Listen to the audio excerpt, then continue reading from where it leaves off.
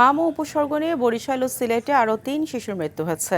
বরিশাল শেরে বাংলা মেডিকেলে ২৪ ঘন্টা হামের উপসর্গ নিয়ে চিকিৎসাধীন অবস্থায় ২ শিশুর মৃত্যু হয়েছে। হাসপাতালের পরিচালক ব্রিগেডিয়ার জেনারেল মশিউল মুনির জানান, হাম থেকে মারাত্মক নিউমোনিয়ায় ২ শিশুর মৃত্যু হয়েছে। সিলেটে হামের উপসর্গ নিয়ে আরও ১ শিশুর মৃত্যু হয়েছে।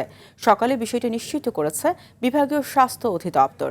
ময়মনসিংহে হাম ও উপসর্গে প্রতিনিয়তই আক্রান্ত হচ্ছে নতুন নতুন শিশু। গত ২৪ ঘন্টায় ময়মনসিংহ মেডিকেল কলেজ হাসপাতালের আইসোলেশন ওয়ার্ডে হামের লক্ষণ নিয়ে আরও ২১ শিশু ভর্তি হয়েছে।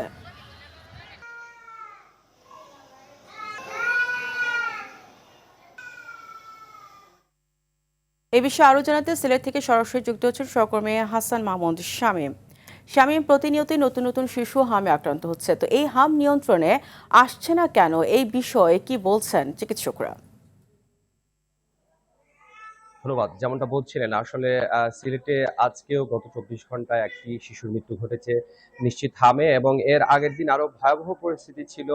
৩ শিশুর মৃত্যু দেখেছে সিলেট, এবং বিশেষজ্ঞরা এবং যারা স্বাস্থ্য অধিদপ্তরের কর্মকর্তারা আছেন তারা বলছেন যে এখানে যে রোগীগুলো আসছে, এবং বিশেষত সিলেট ওসমানী মেডিকেল কলেজ হাসপাতাল এবং আমি এখন যে জায়গাটিতে দাঁড়িয়ে আছি শহীদ শামসুদ্দিন আহমেদ হাসপাতাল, বিশেষত এই হাসপাতালটিতে সিলেটের উপজেলাগুলো থেকে বেশিরভাগ রোগীরা আসছেন, এবং উপজেলাগুলোতে আপনি জানেন যে আসলে রোগীদের মধ্যে যে সচেতনতা সেটি প্রকট অভাব আছে। পাশাপাশি শিশুদের মধ্যে রোগ প্রতিরোধ ক্ষমতাও কিন্তু অনেকটাই কম, যে কারণে আসলে এই হামের প্রাদুর্ভাব যখন ছড়িয়ে পড়েছে তখন কিন্তু এই রোগীরা বেশিরভাগই আক্রান্ত হচ্ছেন। এবং গত ২৪ ঘন্টায় গত ২ দিনে মূলত আসলে ৪ জন শিশুর মৃত্যু এখানে কিন্তু বেশ উদ্বেগ ছড়িয়ে দিয়েছে, এবং এরই সময়কালের মধ্যে কিন্তু আরো ৯ জন রোগীর শরীরে কিন্তু হামের উপস্থিতি লক্ষ্য করা গেছে, এবং সব মিলিয়ে ২৮০ জন রোগী এই মুহূর্তে সিলেট বিভাগের যে হাসপাতালগুলো আছে সেই হাসপাতালগুলোতে ভর্তি আছেন, এবং চিকিৎসকরা বলছেন যে হামের যে টিকাটি সেটি সময় মতো না নেওয়ার কারণে, এবং এই ব্যাপারে অভিভাবকদের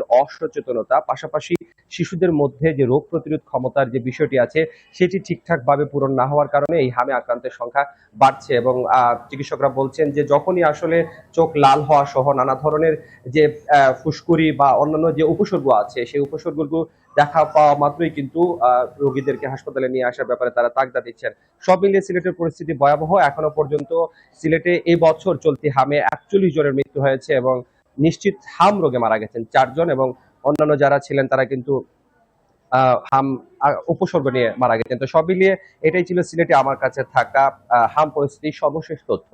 পারিয়া, আপনাকে ধন্যবাদ।